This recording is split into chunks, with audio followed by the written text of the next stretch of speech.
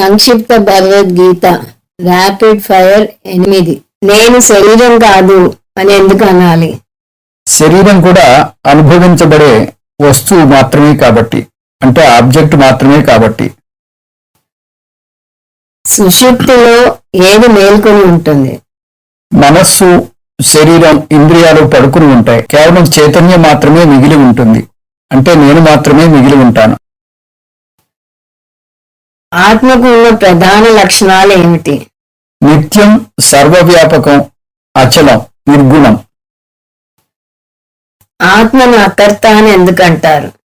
ఆత్మ అచలం కాబట్టి, అంటే ఆత్మ కదలికలుంది కాబట్టి అది ఎటువంటి కర్మ చేయదు. ఆత్మను తెలుసుకోవడానికి ప్రమాణం ఏమిటి?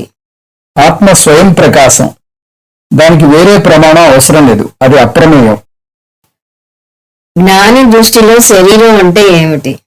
లోక వ్యవహారాల కోసం తాత్కాలికంగా ఇవ్వబడిన ఒక మాధ్యమం లేదా పరికరం.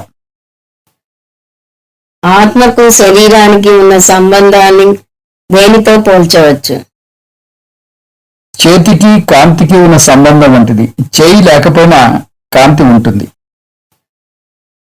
ముముక్షుత్వం అంటే ఏమిటి? మోక్షం. సంసార బంధం నుంచి విముక్తి పొందే మార్గం ఏమిటి? ఆత్మజ్ఞానం మాత్రమే.